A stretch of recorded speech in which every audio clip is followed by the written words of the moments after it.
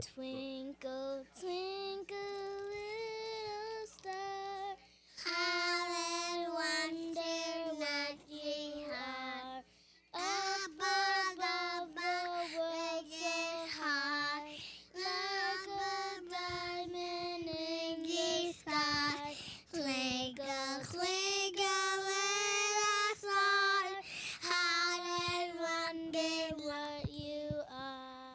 Morning, good evening, good afternoon. Welcome back to another episode of A Safe Space for Men. I'm your host, as usual. Before we get started, please remember to rate, like, download, subscribe, and I don't know the last one, to the podcast. I truly appreciate it. What's going on, y'all? Today, we got my regular here, my good buddy from the AntMoney experience, Mr. Anthony Rockmore, to my right. Keep doing it. Hey, man, listen. Just in case, just in case somebody trying to sign you, man. You know what I'm saying? They gotta know where to look. Peace, brother. What's going on, man? Nothing much. I can't complain. We in the third week of this government shutdown. I'm blessed enough to say I haven't missed any meals. All bills are still being paid, so I'm blessed I can't complain. Likewise, I think the government shut. I don't. Well, so I'm not as educated on it as probably you would be, but I don't. I'm pretty sure I speak for everybody when I say like the answer to it can't be to shut the government down because like people aren't getting paid. Yeah. You got like TSA, like there's just people that just aren't getting paid, but then people that are higher up are still getting paid, and there are people during the shutdown that are getting paid. So I'm not a fan of that either way. Obviously, people should get their money, but to not pay people that have shit to do with what the fuck is going on in Washington makes absolutely no sense. Definitely. And I mean, even with people, the people that I really feel for is I'm blessed enough to not be in a position where like I'm financially hurting at this point. Right. I mean, my paycheck would be nice, but I feel for the people that it's a rough time. I went to my property manager about my rent because I was trying to see like, look, if I can get away with not having to pay rent for the next couple months, I'm gonna try it. Right. Because I know I'm gonna get back paid. But the lady was like, we actually do have to bring this up to management because she was like, you're not the only person that's not working during the shutdown. She was like, Right. I'm in a position where I'll have to move because my husband, well, her boyfriend that she lives with, she was like, he can't pay rent, and I don't make enough to pay the rent on my own, and I'm like, damn, she works for the company and don't make enough to be able to pay the rent. It's Right. something insane with that in itself, but I'm blessed enough to not be in a crunch, and I feel for the people that are living paycheck to paycheck where they don't have it saved up to be able to carry themselves over. So Right. Slide a little bit to your right. Okay. It's not picking you over yet. okay, There you go. We good. Yes. So like I get like the negotiation tactics and all that, but I just like you said, it's a lot of people out here who don't have the means, don't have money saved. I think it was something out there. I forgot what the percentage was, but they said like a good portion of America doesn't even have $1,000 in their bank account. You know what I mean? So like, man. and we $1,000 don't even pay the monthly. Nah, that's not holding Yeah, you that's, over a that's not month. doing nothing. Like, Right. especially if you got kids and shit like that, like Sure. car note, mortgage, insurance, all that, like credit cards. It's just so, and I just feel like any time like something like this goes on too long, only bad things can happen. People are going to start to commit crimes and find ways to get Yeah. money. Whatever, doing illegal shit, selling drugs, like whatever it is, they got it because people want to be able to take care of their family. So, Right. you kind of, I don't got to ask you that. I was going to ask mental health check, but you kind of just covered it. My Yeah. guy's got a lot going on. Like kudos to you. Like you toughen it out, and like I said, you're a little more fortunate than most, but still, nevertheless, get my man his fucking money, yo. I need my money. No, you good. Okay. So before we get into like the business, pause. God damn. I just want to touch on some current events, man. Like, Okay. what's going on in the city right now? The big one right now is Kata Scott. Rest and, in peace. Yeah, rest in peace, man. Like that is such a sad story. We both got daughters. Well, I got daughters. You got a daughter, but we both come from women. We got sisters. We got aunties. Yeah. I feel like like it's so much weird shit going on with this case. But I feel like it was completely mishandled, and I think it speaks to a bigger problem that's going on in the city. And it's more. I think it's. I don't even think this is like gender related because I've recently like I went through something where someone pulled something out, pulled a gun out on me, and I we was won't get about into to the say, details. hey, But yeah, that would have been disgusting. Yeah, like, and they just don't take these things serious enough. And from what I read and what was reported, she had been complaining saying somebody was stalking her. Two, the person that was charged with her murder, kidnapping, and all that has two other cases. yeah, Um, that's yeah, disgusting. one was dismissed, and the other one, I think he had an active PFA that was active for the 3 years or something like that. But they don't take these cases serious enough. Like someone unfortunately has to really get hurt or die for them to take it serious. And So I have 2 points about go that. ahead. So the first one is one thing I will say is there has been a problem in the past with the media not covering the missing persons that are of color. I hate saying it like that, but minorities. We'll Right. say that. That sounds better. But I felt that this one, the media coverage was appropriate, and this actually made national news. Yeah, So it did. I was glad to see that happen. Not to say that I want to see that in the future because I don't want somebody to have to go missing, Exactly. but I feel that I'm glad that it's getting the same amount of coverage because who knows, this could have been a situation where she was abducted and taken to another state, Right. another city. I'm glad that it was broadcast enough that there were eyes everywhere. Also, But I also it gets a little weird because I did a little bit more digging into his previous case, and at first, so the DA apologized and kind of said they dropped the ball, but it was a situation where a key witness didn't show up and the victim didn't show up to court. So those two things alone kind of make it hard to prosecute. I will say in a situation like this though, they should have followed up because I feel like that's kind of alarming for the complainant and the witness to not show up. Like you would want to go inquire, go to their house, check their social media. I mean, I would immediately be checking to see if they're alive because Right. that's weird. But the fact that they didn't even follow up to that point, they didn't. They just dropped. Oh, They just see, I didn't they know. I just didn't know that. like so the Okay. case was marked must be tried, and then when they came to court for the must be tried, it got to be tried that day. That both of them didn't show up, so the judge threw it out. Which Damn. that's what happens when you go to court, and at Right. least in Philadelphia, in my experience, like that's what happens. Right. But they should have followed up, like because if Why you can aren't you refile checking the in? charge, Right. obviously the charges just got refiled for them cases. But so if even if it's thrown out that day, you follow with them, find out what happened. Did someone intimidate you? Did they scare? Did they threaten you? Okay, Right. now we gonna add that Right. on and stop being cheap. Like allocate the funds for witness like I just feel like we got money for Yeah. everything. We got money to in this. I'm talking particularly about Philadelphia. They was ready to give the Sixers like $800 billion to build the fucking stadium or whatever. Right. So y'all could put these girls or these victims somewhere safe until the trial is over. Because from the outside looking, it looks like he was the only threat to them as far as I know. So Okay. like you can do certain things. They just choose not to allocate the money. And I'm going a little deep. Like I said, I'm speaking on something I don't exactly know about. I'm just making an assumption off what I see. But the fact that they refiled the charge now, I think that was pressure because of national attention. Oh, for sure. Now it was like, oh shit, let's cover There's our eyes ass. everywhere. Yeah. You know what I mean? Everybody looking at us, so let's cover it and let's go ahead and charge him with everything. But I definitely think. Well, they said it's a second accomplice, but I personally, I don't think he killed. I don't think he killed her. I think he may know who did it, or but because I don't. And this is just me talking. I don't see anybody turning themselves in for a kidnapping if they know if they know they killed that person. Like that's really arrogant. You have to be really fucking arrogant. Yeah. Like, all right, yeah, I ain't gonna find a body. You know what I mean? But there's a case right now in Virginia where that you can still be tried for murder without the body.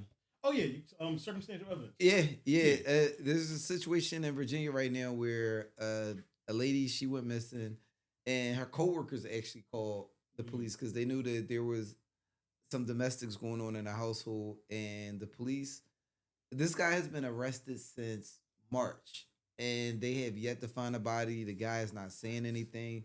He's saying that he hasn't killed this lady, but they found enough things through like video evidence and like DNA around the house, disturbing things disturbed in the household where he's on trial for murder and they don't have a body. Yeah, that's wild. I Yes. seen something like that on Netflix too. The guy, I forgot what was it called. Can't think of it. But the guy that got accused for doing like a rape on a girl, and then like 17 years later, DNA proved that it wasn't him. They found the real guy. But then like he got out of jail. He had like $100 million lawsuit against the state of Wisconsin, I believe. Okay. And he was like a week away from getting paid. And then ironically, some girl went missing on his property. They had like a big like lot. Like they lived in there, but they had like cars in there and stuff like that. Right. And she went missing. They never found her body or nothing, but he got charged with the murder of her and he put him in jail. And it's a conspiracy. They think the state the state didn't want to pay him that money. They think it's called making a murder. They think that his lawyers were saying that he believes the state conspired and the cops conspired I remember this. to do that, to get him arrested for the murder so that the state didn't have to pay that money out. Because there was a lot of the money was gonna come from the state, yeah. So like it was all circumstantial evidence. And I'm not a fan of circumstantial evidence. I get it, but I feel because it can go either way. I feel like you can be convicted of something you didn't do off circumstantial evidence. And then sometimes you can connect the dots of circumstantial evidence. I just think luck really gotta be on your side. Yeah, I was about to say it depends on what side you on. Yeah, because even with the girl Katie Scott, like they immediately interrogated the guy that she was on a date with that night. Like she went, and that's something else I don't like. I feel like they trying to spin it and make her look like promiscuous. They interviewed him and he was like, she was easy to bag, this and that. And I was like, even if he said that, it was no reason to release that to the news. Yeah, certain stuff don't need to be in the media. Yeah, I'm like, that's still somebody's daughter. Like, why would you? Yeah. I actually have a problem with a lot of things that have been released in the media with similar situations because, like, you're making somebody look bad that's not here to defend their honor. Right. I mean, I think that's nasty in itself, but to try to paint her as promiscuous, that doesn't mean like I wanted to be abducted. Right. I'm pretty sure she didn't like go with him. Even if she was talking to the guy King or whatever, I'm pretty sure I would bet the house that she was not like, yeah, I want this guy to kill me. Like, you know what I mean? Like, I'm pretty sure maybe she liked him, maybe she talked to him. And from what they released, it appears that way to me. Yeah. But that still doesn't give him reason to call. I don't know. I'm interested. I'm gonna watch this case. So I'm interested to see what's going on. There's a lot of layers to this case, and we still only have like really. It's like they're like dropping breadcrumbs with the information, but I definitely am interested to see this situation play out in court. And I also think like the tip they got about where her body was, they searched that school like 3 days before that or something like that, and found only thing they found there. I think they found evidence of her being in the school, like a cell phone case and like blood or something like that, like DNA evidence. Right. But my thing is, you mean to tell me, like these forensic detective people that went to college or is properly trained, because I'm assuming that they are, that they didn't see a shallow grave outside, which also leads me to believe that the person that called that tip in has direct knowledge and involvement of what happened to her. I don't think her body was there the first time they searched it. Okay. I do not. Okay. Which speaks to their negligence, because then you telling me that this place where y'all know she was at, that y'all didn't like have surveillance on that shit? Well, I could easily see that. I mean, I could see that because statistically somebody isn't going to come back to the scene of the crime. Okay. All right. So I could see them thinking like someone isn't dumb enough to come back here knowing that there's a chance that police could be here because they were already here. So the neighborhood had been complaining about that school. Like the school been shut down for a while. They're complaining about drug activity, murders and stuff like that going on in there. Oh, like, shit. I think when they really like search, like start digging shit up, I don't think she's the only like. Oh, you think it might be more? I think there's some like Wire type, Baltimore type shit. I think that's at all them abandoned schools around the city. Yeah, because those schools are so big, and I mean they just sit there. I mean, there's a place, I forget what it's called, but I believe it was a high school. Okay. out southwest, and a business developer was going to buy it and make it apartments. And I can't remember if it was the people, the neighborhood, or if it was the city that pushed back. And this place is huge. Right. It's out southwest, right off the 95. Okay. And it's just been sitting dormant for years. I can only imagine the type of stuff that is going on in that building because it's such open space. And this school has a lot more activity going on around it as far as like the neighborhood. Okay. But the school that I'm speaking about, and specifically out southwest, it's almost surrounded by like nothingness. You got stuff that's over here, you got stuff that's over here, but it's kind of remote. What's the name of it? I cannot remember. I think the I name know of you're it. talking about. I But the school is so like kind of remote that, I mean, it like sit in the middle of nowhere. right. I know what you're talking about. That's my I forgot the name of it. It's my dog, my homegirl Shakira. That's actually the school because she talks about how she used to go to that school. Like you can go there. There's like It's like a field almost around it. It's like graffiti and stuff in there. Like people go there and take pictures and shit. Like, right, and it's just like, but it's so remote that I can only imagine the criminal activity that's taking place in there. Oh yeah. So I mean, rest in peace, Katie Scott, man. For sure, and prayers out to her family because seriously. I mean, you never expect to bury a healthy young person. So I can only imagine like the hurt that's going on with the family. Also, like something that about that I didn't like. I don't like, and I get like, I don't know how I react if someone like my child, something like that happened to my child. But I do think it's extremely counterproductive. Like I saw videos of like people going, and sometimes I think it's clout chasing. For people sure, going there and just yelling and screaming at the cops. And I'm like, this could be a cop that was on vacation the last 2 weeks and just came back to work today, and you in his face blaming him for what happened to her. I feel like what is that? I guess it's like kind of like tone deaf or just flat out ignorance. Like because I see it whenever I see people posting shit like that online. I feel like you really clout chasing, you really trying to just like get some likes and some attention, and it's not the time for that. It's never the time for that, but this is definitely not the time for that. So I think like that doesn't, it's counterproductive. It doesn't help the situation. Yeah, it doesn't. And I mean, 9 times out of 10, the cop you yelling at probably isn't even a cop that was on the scene when right. And I mean, I think a lot of people don't know what cops actually have the right to do and how they train. I mean, cops are security guards that can arrest you essentially. They're not investigative specialists. Right. I mean, they're going to they do the best to their ability, but I mean, you're only trained to an extent. They're not forensic experts. I don't know how many times I don't dealt with cops and they like they come and they, whether it's a domestic or something with your kids or what's going on, they like we're just here to I guess I forgot de-escalate. Like right. That's like we can't enforce certain. We just can't. They say like, I can't enforce the custody order. I can't unless I'm detailed to do that. Like I can't pull up to your house and take a kid out the house unless like you go to the police station, get the captain to sign it. Like it's a lot of loopholes. And even then they're still not allowed. Right. People don't know that a lot of times when the cops show up and a child is removed, it's only because they've done enough negotiating that the person agrees to it. But you're like, you know what? Fuck you. No, I'm not giving the child up. There's nothing they can do in that situation because they can't enforce it. The kid ain't in danger. There's nothing you can do. Right. The next thing I want to jump to real fast is and you actually just watched the video, and I'm not laughing because of what I'm about to say, but a 12-year-old at Kip middle school was punched in the face by a teacher. And he just watched the video. I watched it the other day when it came out, and basically like the mom is on TV saying like she knows her son is in the wrong, and he shouldn't have swung on the teacher. And I'm not condoning any type of violence. I definitely don't think a grown man should ever put his hands on the kid. However, I am not that far from that school. I have rolled past there. Them kids are fucking bad, and I don't want to like stereotype everybody because there's probably good kids there, but I definitely feel like with this case is like the teacher got fired, but teachers are under a lot of stress in Philadelphia. Oh, sure. Or maybe all over. Like they deal with so much shit. They the mom, the dad, the counselor, like the doctor. They're everything because the parents are at work. They spend more time with the kids than the parents do. Yeah. More awake time, and like again, I feel like there's so much that's not being told, like the truth, like all this. He put him in a headlock and this and that.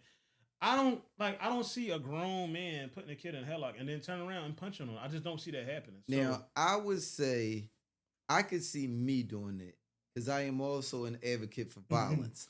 But also, I'm not dealing with kids on a constant level where, like, I feel like a teacher has a certain amount of immunity and more patience than I would Right. have because they're dealing with these kids on a consistent basis. Right. Where they're like, all right, Jonathan, just go ahead. Like, I don't got time for it today. Where I'm like, Jonathan, you want to go there? right. I feel that it's definitely more to this story. Yeah. But also, I'm not gonna hold you. That wasn't a little small kid. Like at 12 years old, I might have been like a buck. I might have been like 100 pounds. I was like maybe like 5'4". Right. I mean, but also when you are a child and you put yourself in adult situations, you have just made an adult decision. Right. I bet you he won't. I bet you I know who he won't be swinging on again. Yeah, I definitely, I got just from what I got from it, I just felt like the truth wasn't being told. Yes. Eventually it'll probably come out, but and when they start interviewing them kids, and hopefully they got cameras, but yeah, I don't. And I mean, there's also for that kid. I just feel like it was also, like you said, I feel like it's more to that story because if you have to go to the bathroom and that teacher's not letting you, I'm pretty sure you could have went to somebody else. Look, I really got to go to the bathroom and this teacher isn't letting me. Or you could have just went. And I think a lot of these newer schools got. No, I don't mean like that. No. And a lot of these newer schools got bathrooms in the classroom. That's why it's so really. Jordan School, they got bathrooms in the classroom. In every classroom. That makes a lot of sense. Yeah. Because if you got an emergency and you can't play no more. Right. Just go to the bathroom. How the hell they didn't Ben do that?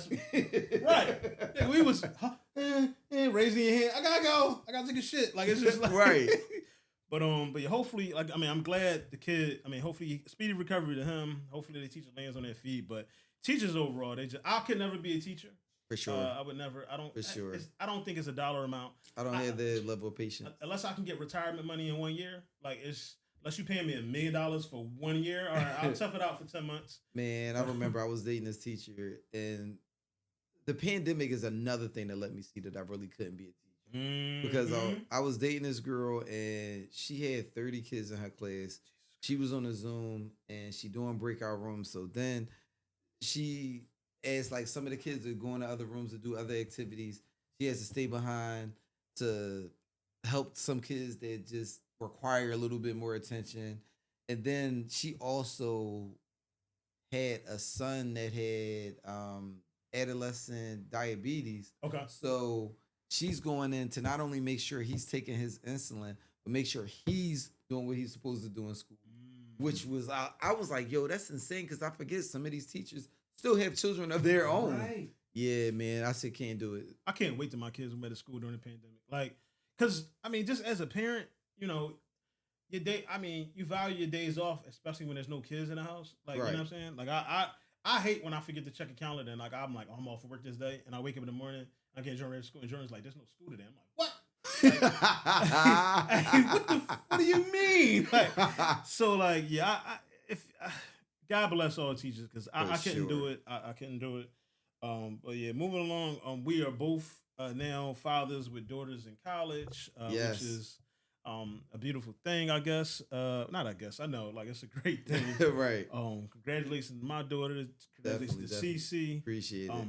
Ironically, they are. We're not gonna say on here, but they are literally not. They don't even know each other, but they're not that far from each other. When you said it, I was like, "Damn, yeah, that's wild." Like legitimately, like if it was like an emergency, I could probably like call Aunt or call like Aunt. Like she's they're not that far from each other, so it's really cool, man. But how you feeling so far? It's October now, so she's about 2 months in. Yeah. How you feeling about this whole college experience?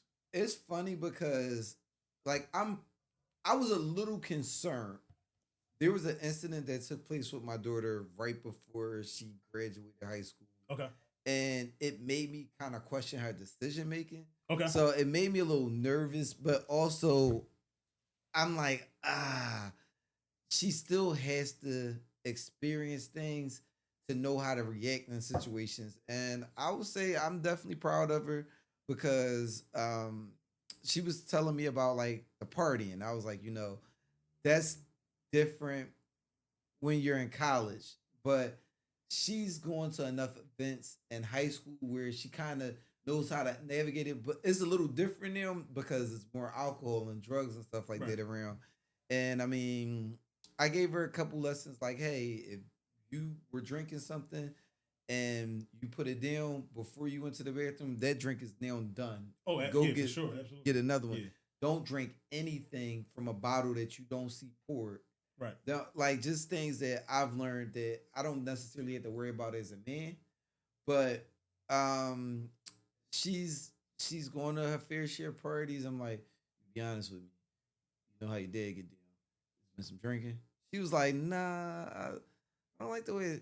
She almost slipped and said, I don't like the way that shit smell. I could see by the way her face was, but she was like, nah, I don't like the idea of it. She was like, it's not for me.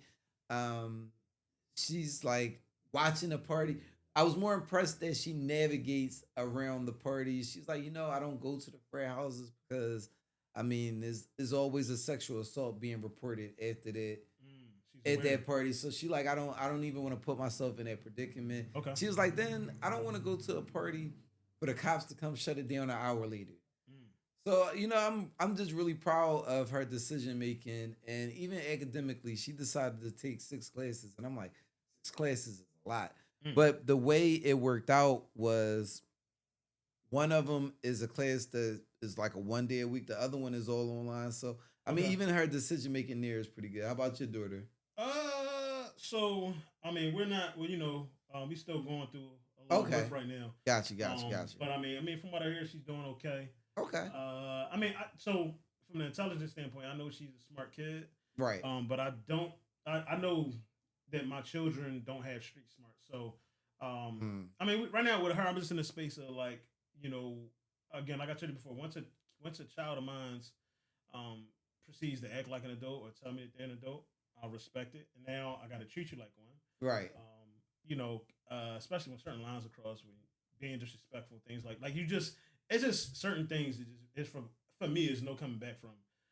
And that's kind of like where we're at. I mean, I wish her well. I want her to do well. I think she's going to be successful in anything she does. Okay. But outside of that, what's important to me is I got a big thing where don't lie to me. Okay. Like tell me the truth. So and we we can go in a different, like we can be in a better space. Right. And it's just as time passed over the summer, I discovered some things. I found out some things she was lying about, and like some serious things. And we'll talk a little bit off camera, but it's just a serious thing where because the door is always open to be honest with your dad about whatever. Sure. You know what I mean? Especially if I'm the problem fixer. I got if you get yourself in shit, I gotta come clean it up every time. Your mom's not coming to do it. So that's kind of where we at now. Like I said, I wish her well. Yeah, I don't approve of some of the things she's done or is doing, and that's kind of just where we at. Like I don't. Okay. Obviously, if it's like a real emergency, I got her. But anything outside of a real emergency, yeah, you can't reach out. You can't. It's you got to be an adult. You got to stand on your own too. So yeah, that's where we at. Okay. Speaking of my kids, the other day I had to apologize to Jordan. Yes, I had to Oh apologize man. to my 6-year-old daughter.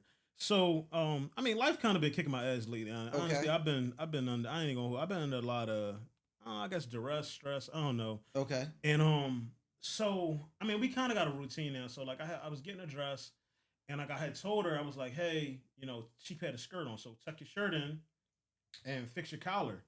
And then I was in my room getting myself dressed to drive her to school. And she comes in the hallway and she got a coat on and the shirt is hanging out. And I was like, Jordan, didn't I just tell you? Like, I kind of like snapped on her. And then like later I was at work and I was thinking about what I said to her. And I kind of like, I probably said more than what I should have. And I mean, I didn't put hands on her like that, but I kind of like, and it, like, I know I made her uncomfortable because we was down here and she was standing here after she was just standing there like in a daze. I'm like, what's wrong? And she was like, nothing.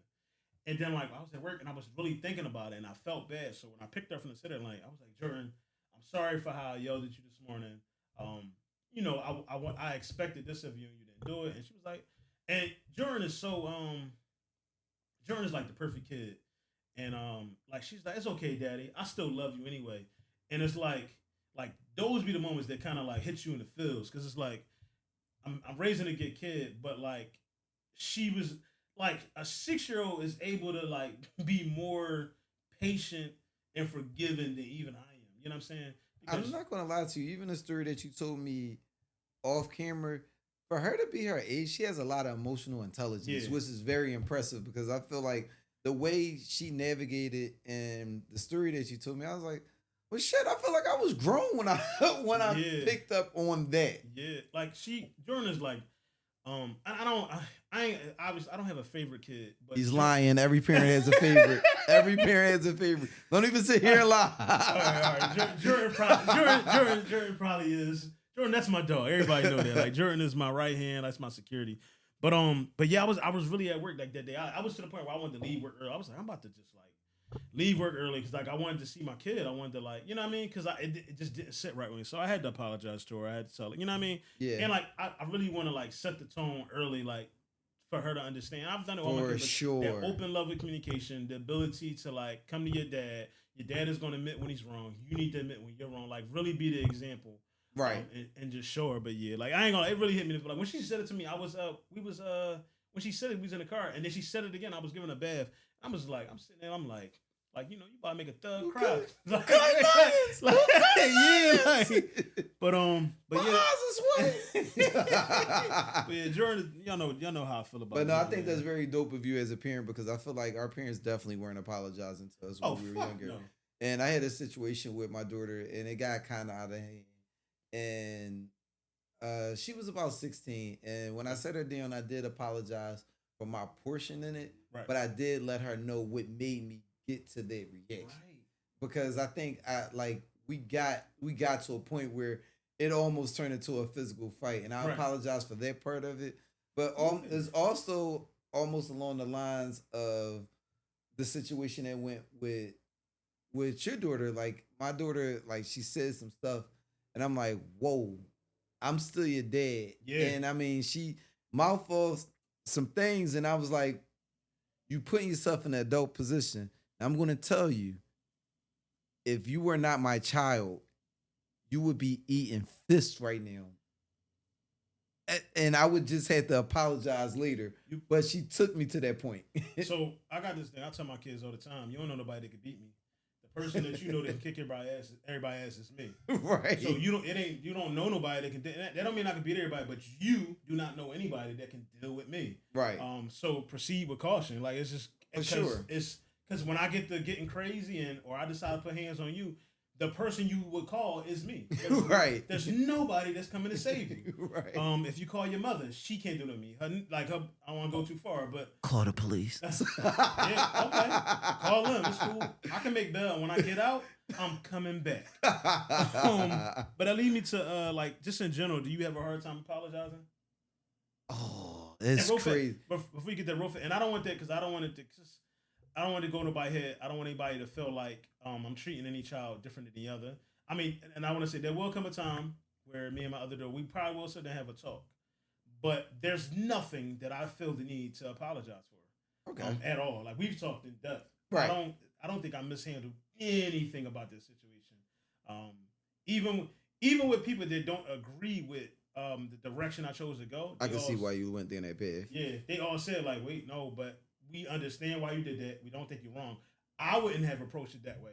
But everyone, like I'm talking from my sisters to my aunts, to even people on her mom's side of the family, they're like, yeah, I took because I just think kids. So we do such, and all of us, we do such a great job of raising kids and protecting them and shielding them from the truth. Right. Which I think generationally, we probably gotta get out of the habit of doing that. I think there comes a point where you gotta tell your that's kid, a tough one. like certain things, you gotta tell your kids That's the truth. a tough one. Like if the other parent is a piece of shit, there's a way to respectfully let your kid know that. And when you're covering up for the other things the other parent just isn't doing and giving them credit, like there comes an age where you just gotta be like, yo, no, Like they're not, and be honest with them because in my experience, in my direct experience is when you allow them to look like they're doing things that they just didn't do, when they get older, they can continue to live off of that lie.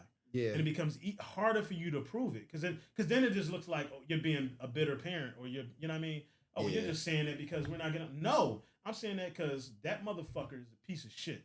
Yeah. And I've always gave my daughter's mom a lot of grace when she was younger, but I had actually gotten into an argument with my daughter's other grandmother, Okay. and I was respectful, but I was telling her other grandmother I'm no longer shielding my daughter's mother. I mean, my daughter from her mother's true personality. Right. When these things happen, if she comes to me and asks me, I'm going to tell her, Right. but I'm not going to sugarcoat anything. Absolutely not. She's not a child anymore. But yeah, to the point of do you ever heard time apologizing? No, but it's funny because I actually had this conversation with somebody I'm dating. Oh shit! Literally yesterday, and with me, I don't have a problem apologizing, but I don't say sorry for everything because I'm not a sorry ass nigga. I've learned very young that I'm only apologizing if I truly mean it. Okay. Now, I've taught my daughter this as well because I remember there was something that happened and she said I'm sorry and I was like, don't say you sorry because don't apologize to that person because you purposely did you purposely did that act. Now that person might be offended by what you did, but you intentionally did that. You're not sorry that you did that, are you? She was like, no. So don't apologize just to make people feel better. Only apologize when you truly mean it. Now, I don't apologize, like I said, unless I truly mean it. And I know that sometimes I might have done something intentional that could have hurt that person in some kind of way, whether it be emotional or mentally, sometimes physically. But I'm not going to apologize just to make a person feel better. I'll say I'm sorry for the way that made you feel, but I'm not sorry for the action that took place. Yeah, so as you know, a while back, I had to man up and apologize to our good buddy Broadway, because I mean we had some words. It was stupid. It really was. And it all started because we was playing the game. And, Yeah, I was wondering if you was going to say the reason. we was playing the game, and it was like playoff time, and man, it's serious business in our circle. For sure. So like, I was in the playoffs, and like, man, hold me. It was a glitch, and like, I caught a touchdown and said I didn't. Everyone that was watching the game could see that it happened. But long story short, like that wasn't even a big deal. It was what proceeded after that. Like, we got like a group chat with like 32 people from all over the country. And he was in there. So like the way we talk to each other in private is fine. Right. But we can't do that in front of other people because it gives people that don't know you room to talk to you crazy. And it's like, no, motherfucker, I will fuck you up. Like that's where with people that I don't know. You know what I'm saying? Right. Amongst us, we call each other, dickheads and pussies all we want because like we brothers. Like it ain't nothing like that. But somebody I don't know, like you can't cross that line. Yeah. And that's kind of what happened. And like things went left. And I got like really mad, but I was going through stuff, and that's when I was going through all that shit I was going through with police and all that. I had a lot going on, so like I was again kind of a little similar to Jordan, but I was way more stressed out than what I was obviously that day when it happened with Jordan. But I ended up like unloading on him, and I like blocked him and did all this and that. So I remember like you called me. Shit, this goes back almost to I think it's around Father's. I think because you called me on Father's Day. Yo, what's going on? Kiko called me. We had a conversation, and I eventually I got his number. Well, found his number in the block list. And I called him, yo, man, let me talk. And, you can hear in his voice. He like, what's up, man? Like, he ain't really had time for it, but I told him, I was like, bro, first I'm going to apologize. Like, we brothers, we better than that. I'm better than that. I got to be better than that. But I told him what was going on. Yeah, and it was kind of, he kind of understood, and I don't think he was as mad as you assumed he would have been. Because I went and I talked to him, and when he said it, I was like, I know Ryan going through a lot right now. I know I'm not going to use this as an excuse because if he's going to apologize, that has to come from him. I just said, give him a little grace. It's a lot going on right now. And he was like, you know, Ron don't act like that with me. Yeah. So I figured that it might be something extra, but come on, like it wasn't that deep for you to block me. I said, wait, he blocked you? Yeah, I was drawn.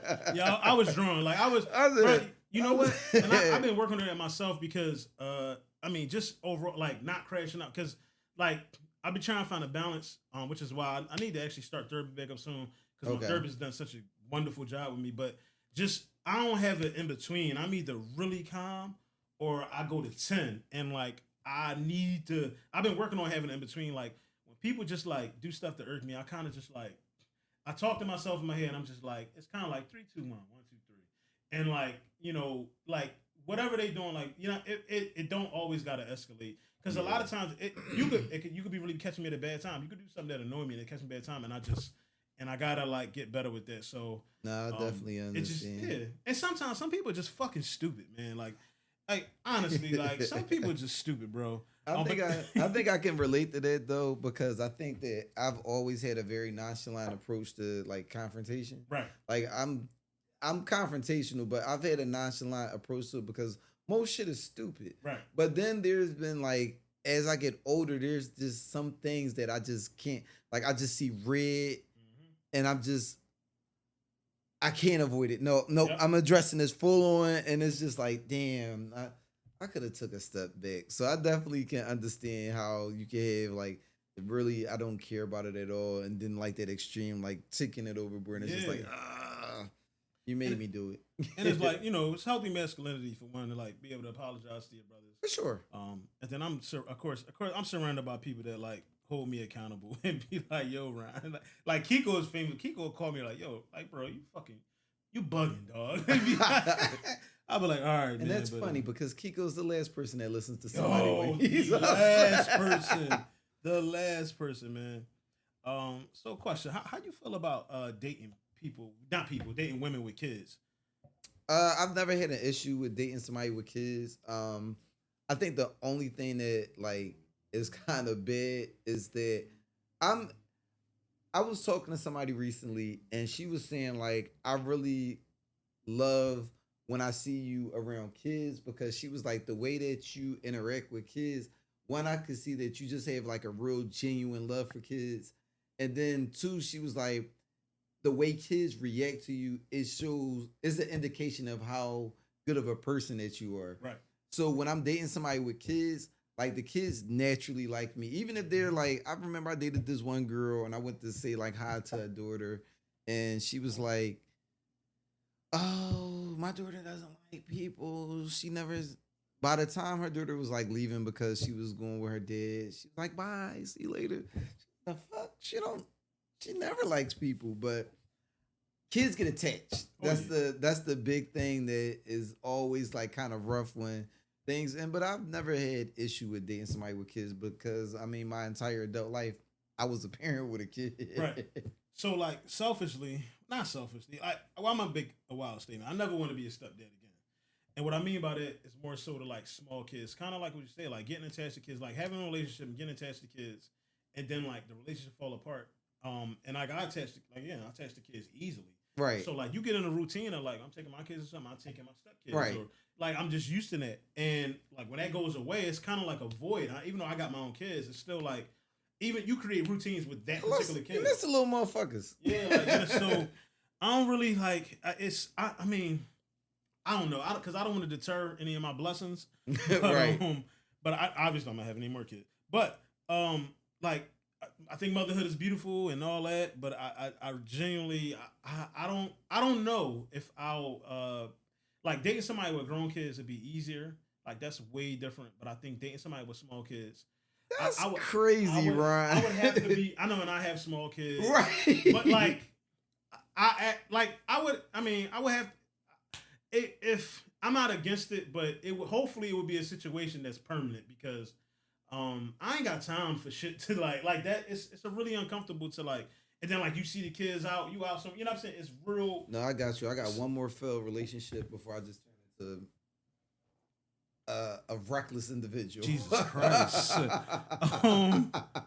So it was something that popped up. It's like a study, and it says more men are choosing to stay single, and And I kind of understand that, and we gonna go down a rabbit hole, but I get why, and I was talking to my cousins about this at my aunt's funeral. Okay. I feel like some like there's a part of dating that's like with some women it's like scheduled prostitution, and Whoa. it's because it's like a business exchange. It's like it's so Now much. just taking chicks and on No, escort services. I'm just saying because I feel like because so I feel like everything women complain about overall with men is the shit that women don't do. Yo, nigga, do you got my phone tat?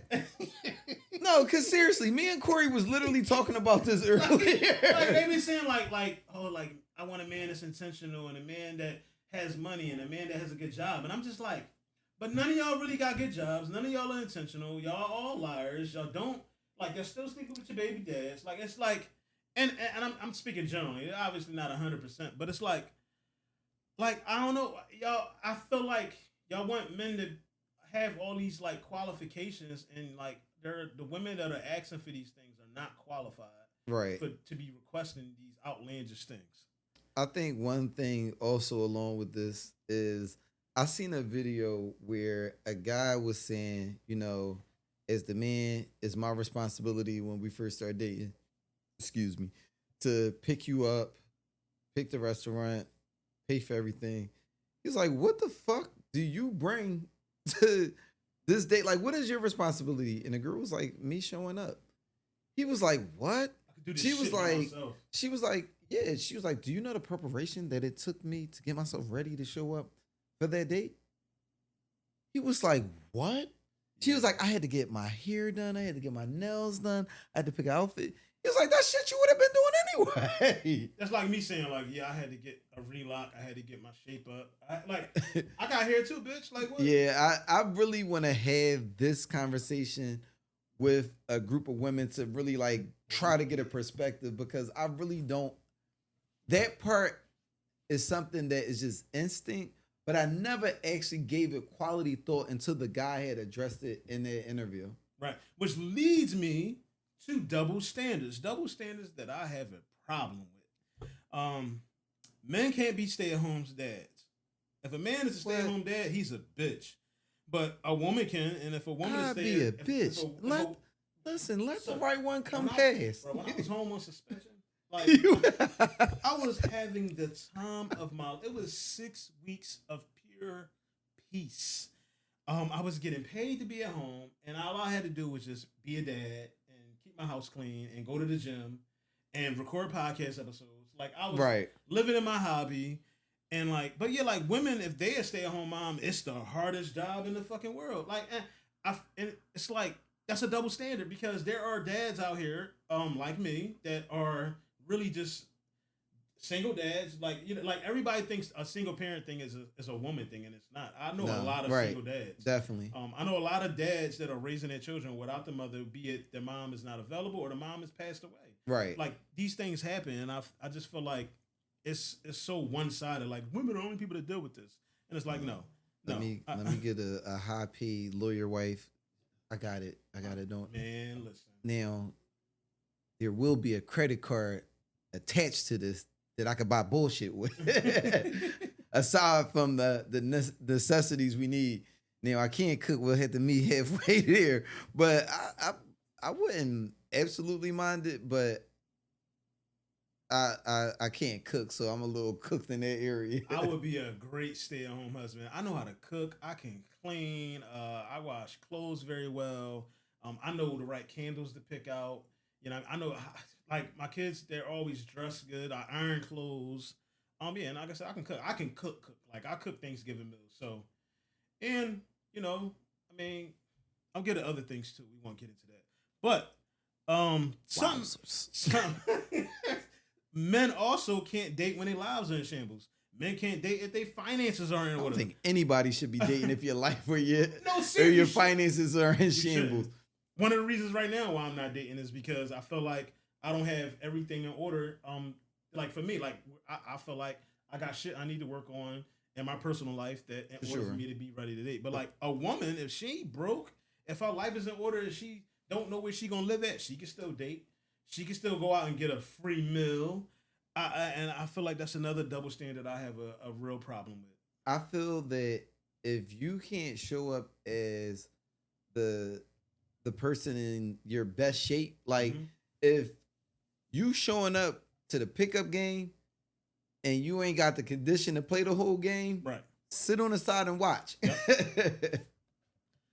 But nah, I definitely think that everybody should be showing up in a best shape because if you're not, you just wasting people time.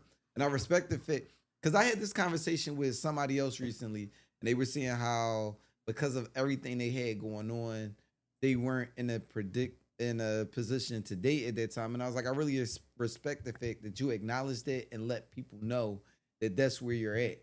Right. Because if not, you just be wasting people time. Also, another thing I have a problem with: a man with money is expected to share his money. Like when he gets money, it's like, oh, okay, he's gonna have a family and provide. When women get money, they expected to leave. Yo, They expected to be Miss Independent. They get a good job. They become lawyers, become this and that. They're expected to be Miss Independent. I don't need a man, and that's a crazy double standard as well. I actually had this conversation because I was telling. So we were having a conversation. This young lady and me were having a conversation about like what a household looks like, Mhm. and she was telling me that in her past, like in her family, like the guy would go out, he would work, and it was almost like he kind of showered the woman. And she Okay. was like, they paid all the bills. I was like, but also the women in that generation that you're talking about weren't making as much as men. So Right. their jobs were lesser. So their little money could go to just groceries as I paid all the bills. If I'm coming to the table and I was like, I get it. Like mortgage, I got it. But if I'm paying a mortgage, I'm paying a light bill, I'm paying a gas bill, you need to be getting cable and groceries. Yeah, I just think we But just also, if I'm paying all this and this is majority, like we need to be showing up 50-50 in some kind of capacity. right. Because if all my money is going towards the bills, what are you saving your money over here Exactly. for? And what's sad about that is when people get married, like and a guy is paying a majority, and then it don't work out. Now you want to take half his shit. You wasn't contributing. Then it becomes, oh, I was keeping the house clean. You're about to leave me and go to your own house and keep the house clean. Like that's Yeah. something that you had. Like that's something that you had to do. Like you would have had to do.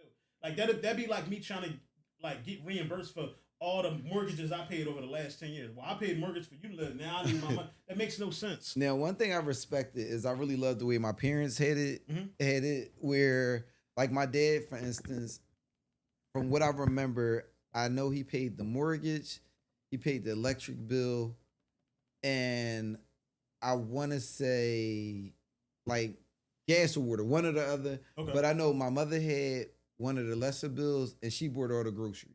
Okay. And then I want to say like she had the cable bill. So I feel like with that they were equal in that capacity. And then what they did was they had an agreement that they had to put a certain amount in a joint bank account, Okay. and nobody could touch it without the other person's not acknowledging that. All right, I know you're going in there because I mean this is our money. That's not just your money to Right.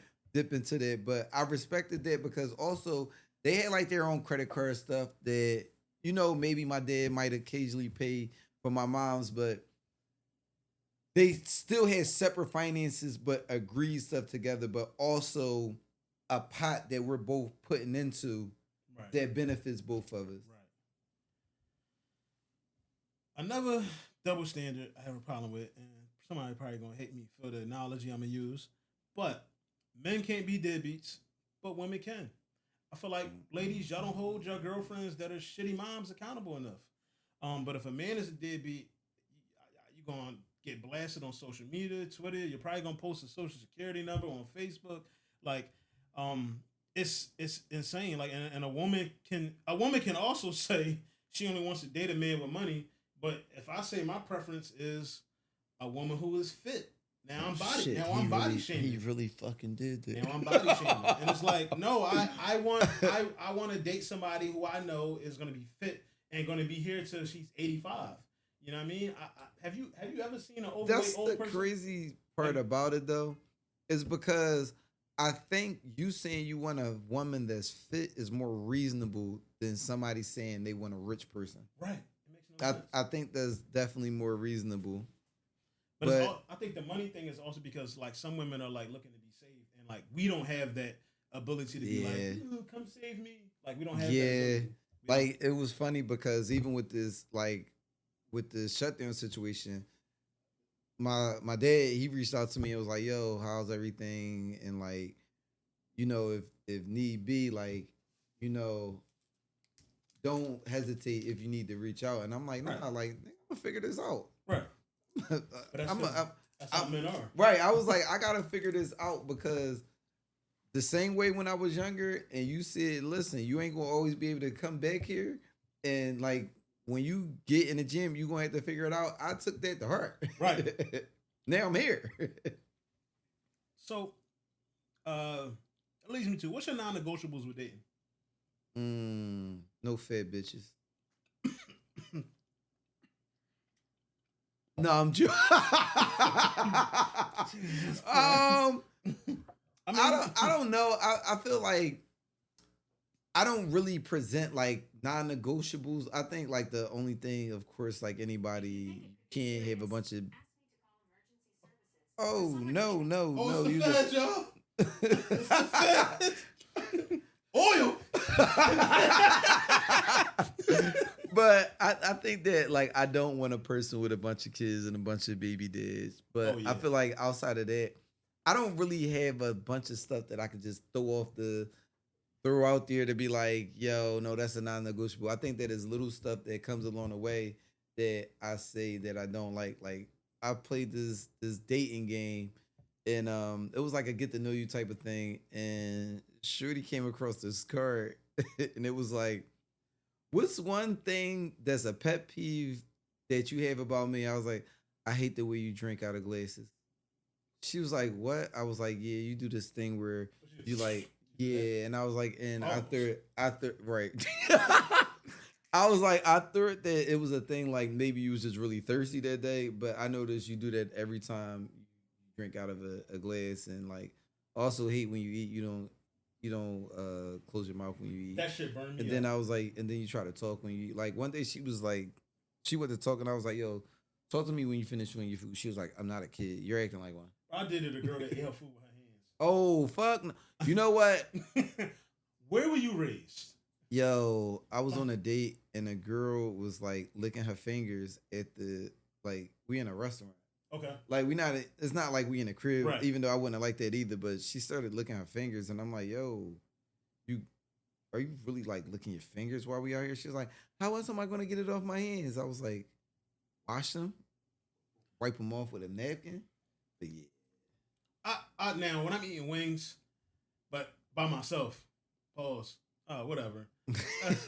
Like I mean, I may once or twice, but then I catch my like, damn, let me get the wet wipes. But yeah, I'm not about to be out like that's Like I'm talking about full on like all whole finger in the mouth. Damn. Now I did get a little excited, but so my non-negotiables, I wrote them down. No more kids. I did put in kind of unless I'm married. Even though I think that's a long shot, I just don't think I want to marry. The more I think about it, I talk about this a lot. Y'all probably tired of hearing me say this. But like I said, my oldest daughter is gonna be 22 next month. Emma just turned 11 last week. Jordan is 6. Gabby is 18. Kanaya is 19. Like starting over, I think would be incredibly selfish towards them. Me, like it just doesn't make sense. I mean, and Ryan, 5 is a good number. I was about to say, Ryan, you got 5 kids. It's not even that it would be selfish to them. Dog, I just don't think you would want to start over in general to go back to that point. Feast actually, he texted me Instagram today, was talking about it. I told him if I get somebody pregnant, I'm probably going to jump off the Empire State. No, like you said, no baby dad drama. And I did put in there gym or ability to understand that area of my life. Right. And what I mean by that is, I may have said it before, I just, like dating somebody that don't understand that like 2.5 to 3 hours in the gym is regular. It's not gonna work because like there's so much that goes on in it. You got to do cardio. You're doing different body parts. You're stretching. I probably want to jump rope for 10, 20. Like there's a lot that goes into that.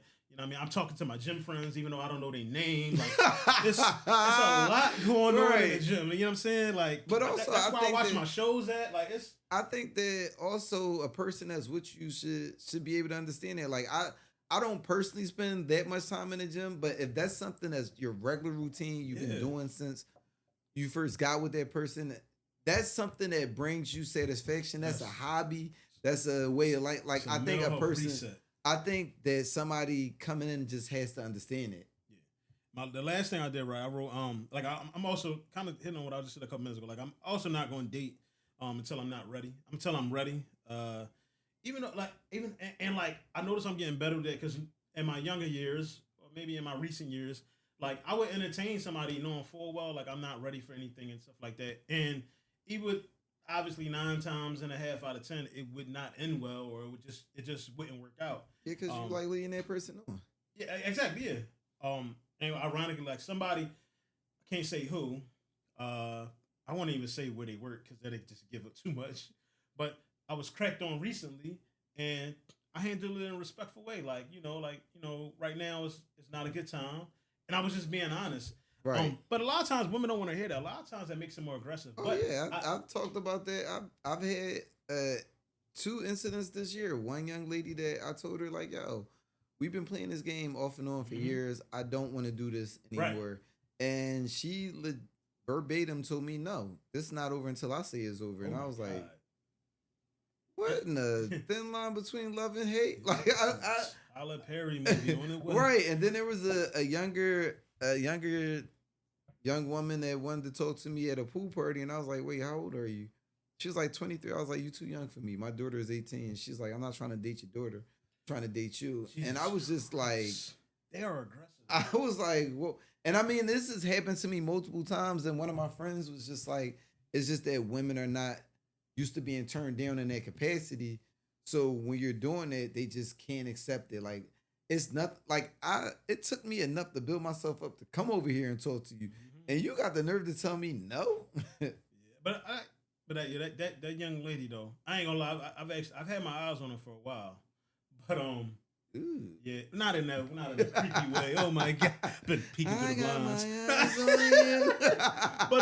But yeah, when she cracked, I was like, oh shit. But you know what I mean. But I know where I'm at. You know what I'm saying? And I respect it. I ain't trying to waste nobody's time because like, I think that was. I'm trying something different. But also young girls, and I don't mean this in a creepy way. Younger girls do like older men. Like I'm discovering it as I become gray. Like. I'm talking like girls in their 20s. I think, they be like shooting they shots. Because I mean, she like I told you, she was 23. I was like, "Miss, I'm 38. Right. Like, I was in high school when you were born." No, seriously. And they be like, "Yeah, what is shit, that?" Technically, I'm old enough to be your dad. And you don't say that because that go left. They be like, I don't want to get into it. But again, having a 22-year-old daughter, I already know my oldest daughter would tell me to fuck off. So even with you having a 20, let's just say you were in a room where you were dating, what would be the lowest number you would go to? I'm 39. I'm approaching 40. I would say 10 years back. I would just say 10 years back. Okay. Because it's very possible, and I've dated younger than that. Actually, I think the youngest I've dated was like 26 or 27. But what was the age difference for you though? I'm 39. 39. No, I was probably like 36 maybe. Okay. So like it was still like a 10 or 11, 10 and a half year difference. Okay. But I never asked her age because that's what got me caught up. She was so mature. It was right. And then when she was like, "Yeah, this," she started talking. And I was like, "Well, how old are they? Can't I know how old are you?" She told me her age. I was like, "Oh shit." She's like, "Is that a problem?" I said, "Well, I mean, we here now. Yeah, we here now." That's like, kind of what happened to me. I was sitting there and a young lady made a comment and was like, Big Pun and Joe's song, I don't want to be a player came on. And she was like, my mom used to tell me when I was in my stroller, I used to sing that. I was like, oh, stroller. What is happening? I was in middle school when that came out. She was like, yeah. I'm like, hold on, how old are you? I was born in XYZ. I said, She was like, "What?" I was like, "I noticed because you were so mature, I never went down a path of asking you your age." So, I'm gonna say one more thing, and I don't want it to sound like I don't want this to be. I don't want people to think like this is an episode we bashing women because it's not. But the last But thing I I'm want here to say for it. about like, because like when women, or we're gonna I'm not gonna say women, because when girls, because I feel like that's what's when girls bring up like, oh, my granddad used to do this, my granddad used to do that. I just feel like Yeah, women, yeah. You tap my phone. You tap my the phone. women of today they can't endure or do what our grandmothers did. They just can't. And Let me like, do like but your we grandfather and had two families. right, and but we expected to work 20 times harder than our grandfathers. Like we really have to. And like back then, grandfathers, your grandmother's husband, they was cheating. Like you said, they had entire families. And in some cases, entire families they just didn't take care of. Yeah. I remember like having conversations with my grandma. I'm like, her husband, because that's technically not my grandfather. That's not my mom's dad, but Okay. she would tell us stories about how he would get drunk, go out. I mean, of course, he had his women, and he would come home and he would put hands on her. Damn. And it's like Yeah. now, like because there was back then. My grandma was born in 1938. Yeah, I can make so, a sick joke, but I can't do it here. I'll wait till we off camera. But like, yeah, it's not about my grandma. No, it wasn't about your grandmother at all.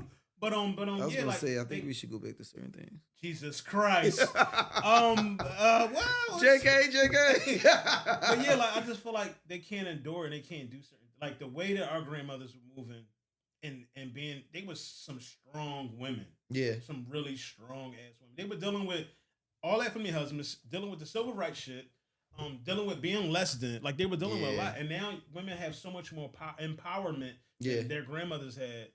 And like y'all have the ability to do all the things that your grandmothers couldn't, but y'all still want to do less. And I think that's the crazy thing because I see a lot of women say stuff like they like want us to be like their grandfathers or want us to be like their dads. And I mean, for the most part, I haven't met too many women that could stand up to what kind of woman my mother or my grandmothers were. I mean, I've watched my grandmothers do amazing things. I've watched my grandmother. I remember when my grandfather got sick. I watched her take care of my grandfather, maintain a business. Now, of course, she had a little bit of help with her children, but she was the one. I mean, they all had careers going where they. I mean, I could chip in, but she held everything together. So, I mean, I think that's funny, and I never really thought about that till now, where they compare us to their fathers. But I mean, do y'all really stand up to what our mothers and grandmothers were doing? I watch my grandma every Christmas. My grandmother, I believe she had somewhere in the 20 something grandkids, and then like another like 9 great grandkids. I watched her for years, every Christmas. And this is all we want government assistance. So she was getting a government check. I watched her still keep food in the house. And every Christmas, every grandkid and great grandkid had a gift under the tree. That is amazing. And I don't know how she did it. My grandma definitely don't make women like women are not built that way anymore. She made everything from scratch. Everything from scratch. I remember, and I don't know who got it. I remember she used to have a recipe book on top of the fridge. Okay. Don't know who stole it because you know when people die, people steal. Right. But yeah, she like everything from scratch. Like she know how to do everything. My grandma showed me how to make. Because we were really poor. I remember like it was one day it was like cold. We ain't had no food, but she took me to the stove and showed me how to make bread. Like on this, and it tasted good to eat out of flour, butter, and water. Like she whipped it up and she made it in a cast iron pot, and we ate it. Put some butter on it, and it was good. And I had a glass of water, and I was full. And it was like, and it wasn't even about what I was eating. Like she made sure I ate. That's that. These women, like they're the women, and I'm not saying there aren't some strong women, but I'm saying there's no. I haven't met a woman that like if I was in a house with a modern day woman and that was my solution to feed the family, I would be every name in the. You know what I'm saying? Like right. What the fuck you mean? It would be we can't have pizza. It would just like they don't understand the struggle. Like y'all haven't been through anything. And yeah, like shout out to my grandma. My grandma, she was an amazing woman. That's the strongest woman I've ever known in my life. Along with my mother. Like it's just the stuff I watched them go through and make sure like we had which is why like I have such a like grateful mindset. And even with the way I raise my kids, I know it's frustrating sometimes, but like like sometimes we go without certain things because I want to see how they're gonna react. Like I want, and I don't mean like they're not eating, Right. but I mean like certain things is just like you don't always gotta. I had a delayed reaction to that. You don't always gotta get everything, you know what I Yeah. mean? Because we always didn't get everything. My grandmother made sure we had everything we needed, not everything we wanted. And I think that's really the disconnect. We go down a rabbit hole, but that's the disconnect with parents. And now is Yeah. we in turn, maybe through trauma, we try to make sure our kids just have everything and have the best lives. And it's like our parents raised us to be strong, and I think we're Right. raising our kids to be fucking weak. I think that me and my daughter's mother used to have this argument a lot Mhm. because she would just give my daughter stuff without making her earn it. And I was like, what you don't realize is that when you do this, you're giving her a sense of entitlement, but you're also killing her ambition because if, like, I get the sense of wanting to give your kid more than what you had, but also if you don't give them, you don't necessarily have to do that in material ways, but if you just give them everything, then they don't have that mindset like, oh, let me go buy these Jordans because I couldn't get them when I was younger. They don't have that urge to go work for it because they've been handed so much. Right. Uh, you ever? So I got a story Oh, to go man. along with this. You ever looked at an ex and felt like you dodged a bullet? Um, I'm telling a story while you think on it. So an ex of mine, I won't say who. Me and her sister are friends on Instagram. Oh, damn it. Or friends on social media. So she posted, this is recent, this is a couple weeks back. She had posted, like, they were out doing something. I won't say what they was doing, I don't want to give it away. But she was like in the background and like then she like posted a picture with her and like I saw her and I was just like, life is really kicking your ass. Like you are aging terribly. And thank God. Like God is so good. And it's just I mean, and I don't mean to be like messy or sound better because I'm not. It ain't nothing like that. It's just like, yo, like I even now I really start as I date. That's another thing. Like I'll be wanting to see people parents. Like I want to see how your mom look when she's 60. Like, you know what I mean? Like what if she because if let's see, is your grandmama alive? I want to see her too. Because I mean, it ain't always about looks, but like there's a level of importance that goes along with it. And if your family ages bad, I don't you know what I mean? Because at a certain point, like like yeah, it's gonna be important. So thank God my dad is aging beautifully. My dad is 60 something years old. My dad didn't. Even though I didn't get the grades from, I got grades early. My dad didn't get a gray hair until he was in his 50s, like 55 or something like that. But but yeah, my brother's aging gracefully. He just turned 50. Shout out to my brother. He just turned 50 back in September 15th. But yeah, like my sisters are aging wonderfully. I'm the baby, so like knock on wood, hopefully that doesn't skip me. But yeah, you ever looked at an ex and like, damn, like I dodged that bullet. I could say that none of my exes really looked like hit. Afterwards, I mean, some have gained weight, but I don't. From what I've seen, none of my exes have like had really bad fall offs. Now, thank God, none of them like really glue up after me because then I would think that it was like. No, I wouldn't even say that. Maybe that was me contributing to their growth. But no, I don't have any exes that I could think of at this point.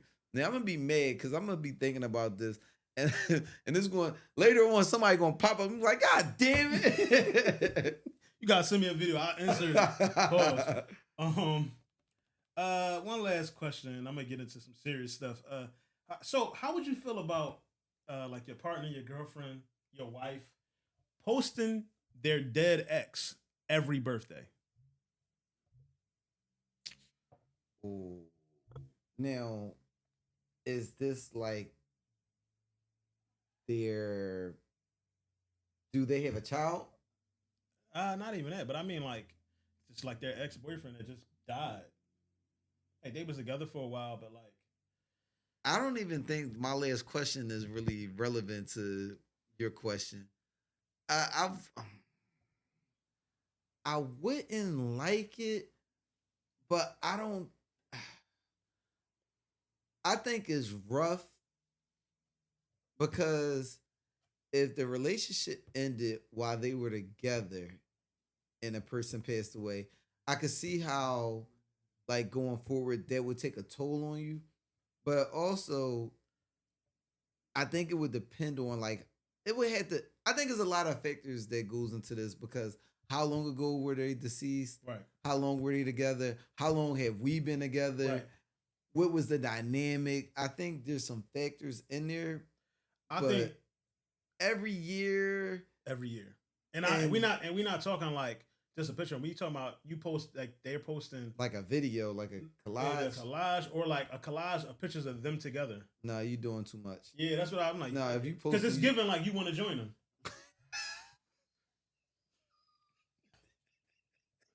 I absolutely was not expecting that. Holy shit. I'm just saying. Like, what are we doing? What are we doing? Like, what are we doing? I'm wowzers. I'm supposed to pay all the bills and tolerate this? Like, that life insurance gonna be paid that month, I'll tell you that much. Oh, shit. Man. Yo. I mean, it's a little while ago, but I don't think I got a chance to talk about it on here. But I wanted to get your opinions on the Charlie Kirk assassination. Like, how'd you feel about it? Like, where do you sit? So when it first happened, I had actually got him mixed up with another person that had like that had like the same kind of rhetoric that he ran with. And I will say that the video was like gruesome and literally I was coming out of work and it had just happened. So I had got a notification from some news network, and then literally one of my friends was like, "Holy shit, did you see Charlie Kirk just got killed?" And literally sent me the video of it happening from a Twitter feed, and I was just like, "Damn, that was crazy," because I'm literally just getting a notification. And I would say that as a Christian, I don't wish on the death of a person, but I think that there was a lot of rhetoric that he spewed out there, and words have power. Mm-hmm. So I think that like when you stand on certain platforms and you spew a certain amount of rhetoric, you're putting like negative energy out there in the air. I'm not saying that should have resulted in his death, right? But also, I just think that words have power. If I go around and I say like, I mean, I'm untouchable. I'm untouchable. Not saying that that's what he said, right? But if you keep spewing, if I go out there with that type of attitude, if that was about to say really crazy,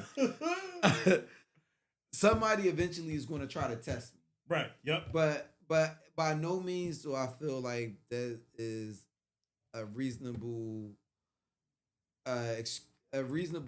like acceptance of him meeting his demise the way he did. Right. And I mean, I think it was unfortunate that happened in front of his wife and kid as well. I mean that's on a level like Malcolm X. It was. I was just as a dad, I was just really bothered by it. And I just, for me, I'm always, again, and this comes from my grandma. She like really paying attention to like people that like celebrate evil. Yeah, you know what I mean. Like I was really looking at people sideways, like, oh, okay. I really respected Dr. Umar's take on it because he was like, although that brother was not a brother that.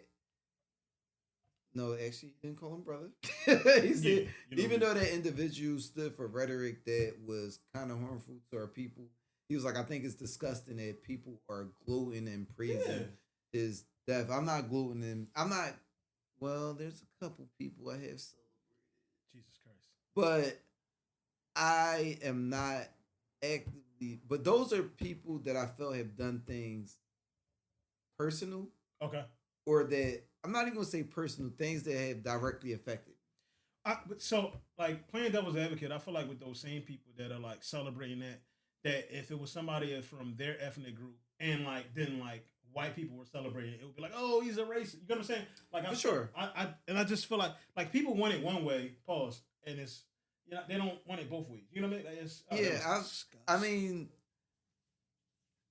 along with that, damn, uh, I can't remember his name. This is what happens when we approach 40. We be forgetting shit. I know. The guy that was killed in Minneapolis by the police officer that had George the knee on Floyd? George Floyd.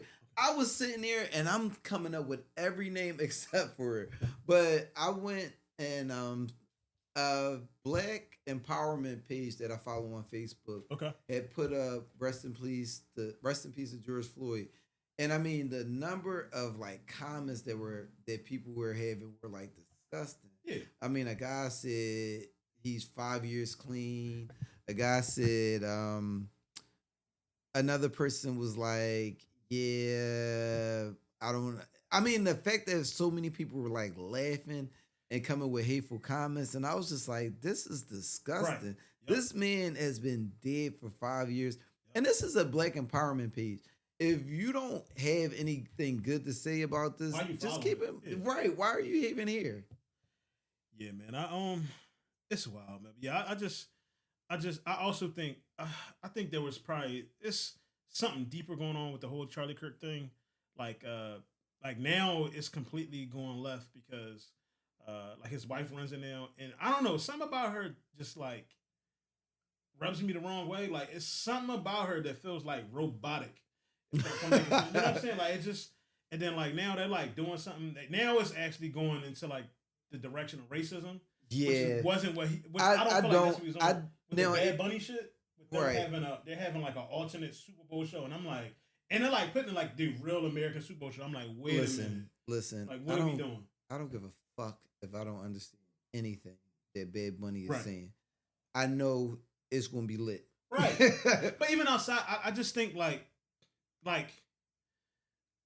the direction that they're taking his platform was not his intent. I don't believe that. I can definitely attest to that because I went down like a deep dive after he passed away, just looking into some stuff. Mm-hmm. And even though he said he had like a racist rhetoric to him, that was not his entire existence. Right. And I think for people to go in that direction, I actually appreciate it because it lets me know this was you the whole time. You just waited for the opportunity to be able to feel safe to spew that type of rhetoric, and that's fine, but people don't forget those things. Right. So I want to get into, you go to the gym etiquette. Gym etiquette. So, I feel like you should never use the machine right next to me when there's like 6 more available. For sure. Somebody did that to me this week. And it was today. I was on the Stairmaster. Said it, did my little 20 minutes or whatever. 20 minutes. Level 10. Yeah, I'm a level 10er. A home, I could brag about that. Fuck the Stairmaster. Stairmaster, all that. Never touching it. A young lady, and thank God it was a lady. A guy would have been really upset. Young lady comes right next to me. Pretty good looking, but that's not what I'm there for. But right next to me, and there's 6 more just wide open. I'm just like, you free ladies, come right here. And maybe so what's crazy is now that I think about it, ironically, every machine I was on today, she was like on the machine next to her. So maybe she was following me, but it's still disturbing. But that's not even the main thing. And there's only one demographic that does this. Old white man. I know exactly what you're gonna say. It happened to me. This happened to me today, and I was pissed. I almost lost it. Walking around in the fucking bear. Why do y'all not have your clothes on? I'm sitting there. I'm on the bench at LA Fitness. I have my stuff in the locker. My locker's open. So he comes in. Oddly enough, his locker's next to mine. Whatever. I can't control that. Right. I'm sitting there, and he just drops his pants. Dick is out. And I'm like, yo, what the fuck? And he like, what? Yo, like you could have warned me. You could have said, excuse me. Right. So I get up and I'm moving it. I was just like, I was having this conversation at work, and I was like, why do old and the craziest part is it's only literally one group. Yeah. It's only older white men because younger white men don't do it. Middle-aged white men don't do it. It's literally only old white men. Yeah, I need therapy. Like it's why. But moving along. You feel like so it's kind of based off like the Snoop Dogg movie comments. Like they trying to cancel him, but you can't cancel Snoop Dogg. Cancel. It was some weird. It was not weird. There was a scene in a movie where I think it was two guys somehow had. I forgot what movie. It's a new movie that's out. Right. And Snoop Dogg was watching. He was like live. He was like, "What the fuck?" And like he was just saying like, "I don't take my grandson to the movie theaters to see that." And people, right. You know, of course, that community got an uproar. Oh, cancel Snoop Dogg. You can't cancel Snoop Dogg. Come on, it's gin and juice, baby. You can't do that. For sure. But it leads me to be like, do you feel like our kids are exposed to way too much? Because I think they are. So, I was watching something recently. I don't remember exactly what it was, but there was like this gay scene that was so unnecessary because it had nothing to do with the plot of the movie. It didn't add to it at all. Yep. And I was like, I hate the fact that it's just thrown in our faces. And I had this argument with a lesbian one time, and she was like, I think that we were talking in regard to when the show author was thinking about having an episode with gay parents, and I was like, it's unnecessary. And she said, I think that every group needs to be represented in shows. And I was like, she was like, they were supposed to have a kiss, I believe, in the episode. Mm-hmm. And she was like, I think that it's important for people to see themselves in TV. I was like, they don't have to kiss. I was like, they can be represented. But I was like, I don't even think that a mom and dad should have to kiss in a kid's show. Right. It does nothing for the plot. Right. It does nothing for the kid. I was like, so I'm across the line with it. I don't want to see two women kissing on a kid's show. I don't want to see two men.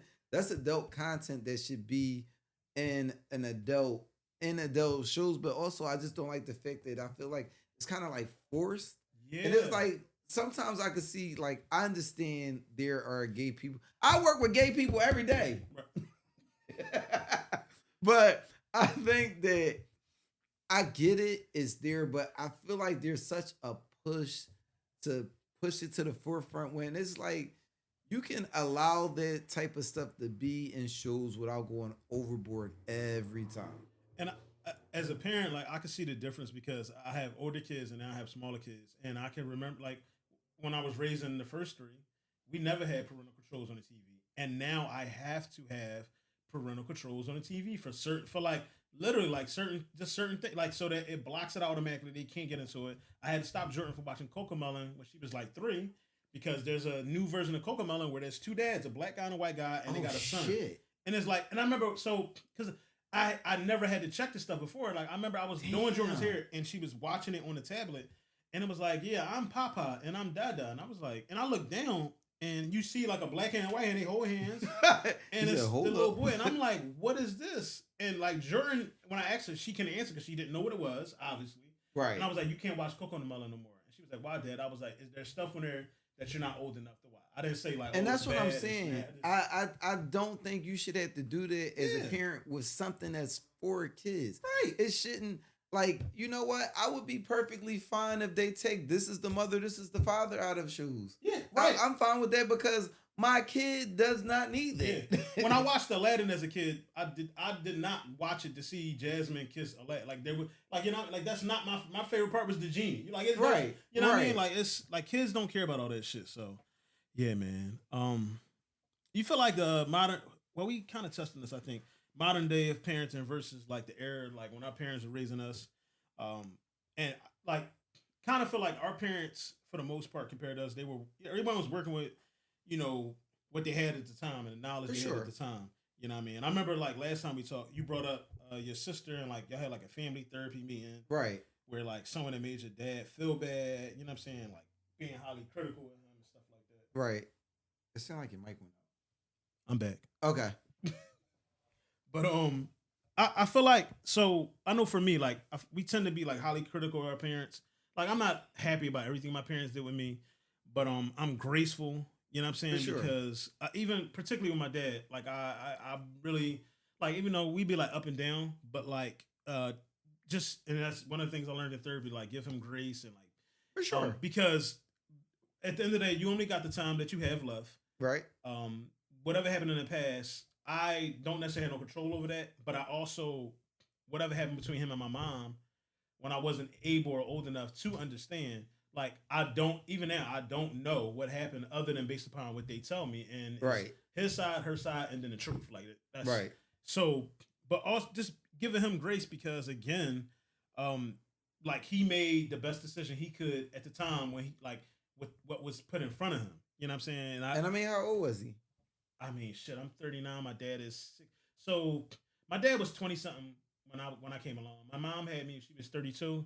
They are 7 years apart. So he's like 24, 25. I So mean, my, dog, I wasn't making the best decisions at right, that no, point yeah, in my life. real rap. So I looked at it like that. That's why I'm able to give him grace with a lot of things. You know, and just understanding, like I said before, like it ain't even about me no more. He's a granddad. It's Right. more about them kids and him maintaining, developing, and growing the relationships with them. Because like our time, I won't say it's past, but our time in that space of Right. like father and like young son, that's over Right. with. Like now it's more about like granddad and like them creating memories with their granddad because they love to Right. go see him. They love to call him and all that, especially the small. They love to talk to him. Like Jordan goes nuts. We gonna see Pop Out like she go fucking bananas. And then, I mean, even I don't know what happens between being a parent and being a grandparent because they just lose their goddamn mind. I've watched my nephew, I've watched my daughter, I've watched them do some shit that my parents allowed them to do, and I'm like, whoa, wait, They would have beat your ass for. wait, what? Dog, I remember being in church and they called for the children in the front of the church. My daughter was like, oh no, I don't go to children's church. I was like, I don't recall asking you to do nothing. I told you to go to the front. My dad's like, no, you know. I said, remember that time you told me to do, I forgot what you told me to do, but I told you no. He was like, no, I don't remember that. I said, me need to go up there. But for my dad, like particularly my dad, he lost his dad. When he was like 6 or 7 years old. Oh, wow. So like I'm pretty again, and we talking in Oh, the yeah. era. He died I think in the my dad was born in '55, so he died in the '60s. Okay. And we definitely this very much in the era, civil rights era. Yeah. Nobody's talking about therapy. Black people, no black I people. mean, are I feel talking like about therapy is like recent 2000s type right. of thing. So like he probably had so much built up anger, frustration, sadness, and then on top of that, never got taught how to be a man, never had got taught how to be a dad, was learning these things on the fly. And you know what I mean? So when he became a dad, it's very much like he's just learning on the fly. So Yeah. and then he's also in an era where women were really empowered when it came to the system. So he probably didn't feel like he had any leverage. Right. You know what I mean? Then you Yeah, talk lack like of knowledge for sure. because it's easy for me to be like, oh, just get a lawyer. Well, Ron, you got more money at your disposal. You got more. Yeah, like, that's you got a so good much point. more information. Like I didn't have all that. There wasn't programs to help men back then. Like it's a much For different sure. situation. So when I talk Yeah. about giving him grace, like I really like know it's detailed. Like I really look at things, like the tools that he had versus what I have, and then the tools I have versus what my daughter will have when she becomes a mom. You know what I'm saying? And For stuff sure. like that. And hopefully her husband, when it's gonna be different. So For sure. Um, And I feel like I say this all the time. I feel like being a parent, you take the things that you learn from your parent. Yeah, nigga, you've really had my phone tapped. Because all these conversations are conversations that I've had in the last like 2 days. that's But- still lurking. But I feel like you take actually, I was having this conversation this morning, but I feel like you take the things that your parents taught you and the things that you like, you apply them to your style of parenting, the things that you didn't like, you improve upon those things. Right. Like, I mean, I think one thing that I learned from my parents is I learned that not only did my parents raise 3 kids in the same household 3 completely different ways, but they also punished us differently. Right. So Oh, I learned that. I learned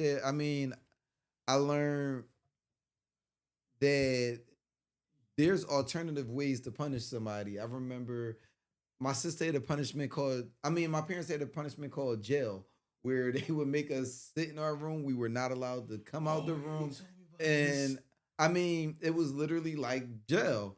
And it did not bother me at all. I Shoe would sit program, there. nigga. I would sit there and I would just stare at the wall. Like, don't touch that TV, nothing. Now, sometimes I was sneaking and touch the TV when nobody was looking, but also I could sit there for hours and stare at the ceiling and not be bothered at all. It used to drive my younger sister crazy. So what they would do is do shit like make me write an essay, Mm. or my dad would make me like had me cleaning the fucking kitchen floor with a fucking rag instead of but Mm. like they taught me there are alternative ways to just beating somebody's ass. Yeah, I definitely come. My folks are from down south, so they definitely heavy ass whoopers. I never got a beating though, because I was the youngest. So I always tell me like I kind of saw like the shit my sister and everybody else, all the older cousins did wrong. I was just like, I'm not doing that. I'm not doing that. I'm not, because I didn't. I'm not. I never wanted to get sent out to the backyard to get a switch off the Oh tree. yeah. I just wasn't. I used to they go outside and get a switch off the tree, and they're like, a switch? Yeah, I'm cool. I'm gonna just what you said. What I gotta do? Like whatever it is you ask me to do, I'm just do it. I Like, mean, I had it bad because not only did my parents, I mean, both of my mother's parents were from the South. My dad, his father was from the South. My grandmother was from up here. But on top of them having that, they both were military. So they executed at playing mind games. Mm, I think is that all I had? That is all I had. Damn. Um, but yeah, just to say, just to close up, when it comes to the grace thing, like I give my dad grace because I'm pretty sure at some point with my kids I'm gonna require grace. For So sure. like I mean that's just like it's just life. You know what I mean? I'm not all I probably haven't always made the best decisions or I probably always won't. No, I haven't. You know what I mean? So right. like everyone deserves a little bit of grace, man. And you know what I mean? Like I mean, it doesn't mean just give it out freely, but really just like looking at the situation. And again, like when I compare it to like my situations with the people I have kids with, like you know what I mean? Like you don't know what they're saying to them, and Yeah. I look at my mom. I love my mom to death, but I like again. I was always told my dad wasn't shit. He wasn't this, wasn't that. And then when I get old enough to have these conversations with my dad, and then like he's telling me certain things, and he's able to prove certain things, and then I talk to my older brother, and he's able to tell me, you know what I'm saying? Because my older Right. brother's 10 years older than me, so and they're able to tell me other things. Because again, we're talking. I was 3, 4 years old, so you know very little, and they're not having conversations with you. But if I'm 3, my brother's 13, so he's a lot more aware of what's going on, and he's able to like speak directly to. And him. then you're So, old enough now that you can have those conversations with them yeah, directly where you you've had situations yourself right. that you could kind of see where it's like, all right, I could kind of see why you might have made that decision, or even been through a situation where you could ask them directly, like, I Yeah. mean, this, that, and the third. I mean, you just are at a place where you can speak more directly Yeah. with them. And also, it's also like about like forgiveness, and a lot of times, For sure. forgiveness, and that's a hard thing for me. But forgiveness isn't even about the person; it's for you to like let it go, release Yeah, it, I'm not a forgiving person. That's the one issue that I had with Christianity. and be done with it. So yeah, any last words, brother? I appreciate you having me back here. Glad I'm still invited after the last mishap. But no, always a good time. I appreciate it. Make sure you check out the AntMoney experience every Thursday live at 7 o'clock on the big exclusive network. Just thank you for having me. I always sure. like to I always appreciate it when Ryan does my podcast, and it's always a good time, whether he's in the comments or actually co-hosting. And I like coming here because it's so different than the way I do my podcast. We're a lot more serious and like more relevant topics here. Whereas I may have something a little relevant in my lounge talk, but for the most part, I'm covering current events in a quicker pace than here. You can sit and like actually have a deeper dive into the topic. So I always enjoy coming here. Yeah, I don't know. I just like having serious conversations, man. And I've been like for not it's not even to be like to my own horn, but I've been getting like a lot of really good feedback Because like a lot more people are like picking up on the show and stuff like Okay, that. I can go on your page and spew some negative stuff. If Damn. But no, I tell people all the time, I really love your podcast because Thank you. the way you're just so transparent and accountable. I mean, I was so I remember I was like, yo, you should be on my podcast. You was like, yo, you should watch my podcast. No, that's what it was. I said, you should watch my podcast. He was like, you should watch my podcast. I was like, oh shit, I didn't know you had a podcast. And I think by the time you had sent me that message, you had 3 shows. Yeah. And no, you had 5 shows because I literally listened to the first 3 shows. Okay. Back to back to back. Okay. And I was just like, I remember texting you like, yo, Ryan, this is great. Like, I would never be this honest. And what's crazy, so I remember when I first started potting, excuse me, even up to recent, like I wasn't, because I'm not like an attention bull, so like, right. But like when people, like I went to, I used to play, with me and Matt used to play football at, so the league started back up, I went up there, and a couple people know how to podcast, and they had brought it up, and like the older guys, like these, like the senior guys, they used to play in the league, they like, you got a podcast, and like we friends stuff on Facebook, they like, you got a podcast, why you didn't tell us? And I'm like, right. I ain't, you know what I mean? Like, I don't, like, obviously I want people to watch it, but I don't never lead with that. So when people like now, like asking, especially like now, like before it was like people were, hey, you record, like you'll hit me up, stuff like that. But now, like, even people I work with, they're like, yo, like, we ain't seen them. I'm like, I got you, I'm about to record, But like to know that people are really like enjoying checking it, for you, yeah. Like I really appreciate that. So I appreciate when I come out, and there's been times where I've came out and people wanted to argue with me about stuff that I said. Right. I mean, I literally had an argument with my mother for like a month. Yeah. She was like, no, because of work, right? I'm like, Mom, okay. My dad not allowed to have a work wife that you know of. Oh, God. But yeah, like it's definitely great because it lets you know that you have an impact, and you just don't know like what your podcast does for people. Yeah, that's why I'm keeping it, man. I enjoy it, man. It's really it's besides the gym, it's one of my favorite hobbies, man.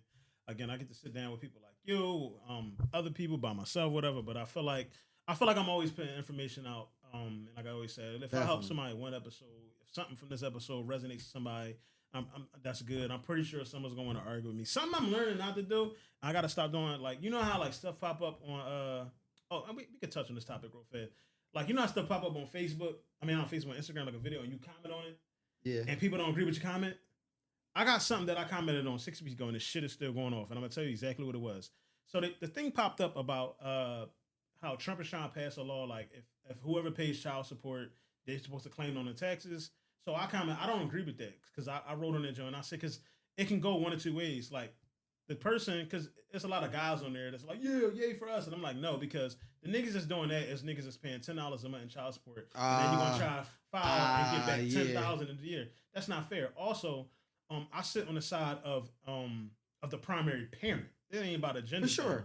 So like, even if you giving $300-$400 a month, that $300-$400, I'm still doing more than you financially, physically. Yeah. Like I'm feeding the kid. I'm doing all that. Your $400 is probably gone in the first week and a half because depending on how old the kid is, whether they grow fast, sneakers, clothes, food, anything. Like I think that's the one thing that I hate about stuff like that because like I took a sociology class in college, and one thing that I took from the class is that whenever you come out with a law, there's always a dynamic of people that are going to be affected that you just can never anticipate until it happens. Right. And I think that could happen. A mother that is getting child support, because also, like you said, just because they're getting child support don't mean it has to be a lot of money. Right. Somebody can be saying, yeah, I'm paying child support. I pay child support every month. I've known people that have only paid, I know mothers that have 5 children's fathers that they only receive $70 from a month. And I'm like, dog, you can't do shit with $70 a month. But I could see that person trying to file for the income tax credit, and it's like, no, hell no. And like, first of all, child support, you paying anything for your child, you're doing your fucking job. Like you're supposed to. Congratulations for being an adult. Right. And no one should have to tell you to take care of your kid. Like that's something else that's, oh my God. Like, niggas that just now start getting their kids, we'll say that for that's a whole nother conversation. But like, yeah, I just think, like I said, when it comes to the child support conversation, Like it was people, and people were just assuming like, oh, like you a simp because I'm like, sir, no, my kid. Well, now my kid is with me. Like before, my Right. kids were with me. And it's just, I just think people, there wasn't enough logic put into that, and I hope that law don't get passed. I think Yeah. I think it's fucking stupid Yeah. because I think whoever the kid is with is who should claims the kid. For sure. Point blank. Period. I don't care what child, unless you paying $1 million a month. Like it ain't. It's Unless it's like a really split situation, I don't think that should be the case. Because you are not that person paying child support is not missing work when the kid gets sick. That person paying child support, the person that has the child is dealing with everything. If Jordan wakes up in the middle of the night sick, I gotta break sleep. I'm doing that. If she out of the hospital, I gotta take her. I gotta pay the premium. I gotta handle all that. If she needs something in school, if she's at home or she outgrows her clothes, I gotta buy the clothes in the moment, right then and there. That day. You know what I'm saying? Like anything that happens, I'm handling it on a day-to-day basis. So I don't kiss my ass. But any last words for the good people, brother? Nah, nothing much. Like I said, always great having me on the show, and I look forward to more episodes in the future. And make sure that y'all checking Ryan out. The nigga fucking just dropped the episodes whenever he want now, so I can't even say on Tuesdays. Yeah, but make sure you tuned in. Yeah, I just drop them now. Like I just drop them whenever. They ain't He even like he drop his shows like fucking Beyonce albums. It be out of nowhere. real because it be I don't know. It's just like when I record like this. It's Friday right now. This will probably drop on a Tuesday. We'll see how long it take me to like get the files and stuff. But this might drop on a Tuesday. I don't know. But yeah, like once I think I dropped on a Friday. One time I dropped Thursday and Friday. Like it was funny because you did that and I had watched the episode and I think I was at work and I'm like, but nah, I just watched the episode yesterday and this don't look like the same thing. So I'm like, I click when I'm like, hey yo, this nigga play too much. Yeah, man. I kind of try to do it when I got time, man. Like, nah, I understand it. I don't want to lock myself into a schedule right now, man. It's too hard, but nigga, free spirit out here. But yeah, man, just I guess my advice would just be show a little grace. I can't tell you to be forgiven, but just show a little grace with everybody. Be a little more kind. We all need it in this world. It's crazy times out here right now. Like, I just think, like, I know for me this year has been a really wild, rough, crazy year. So definitely can't wait to see it be over. Yeah, you never know what like the person you encountering with is going through, and like you could be the person to either send them off the deep end or like really, bring them back. You know what I'm saying? So that's a great point. I always try to like I've really been working on meeting people with kindness because, a lot of people be telling me like I be crashing out. Everybody tell me that like.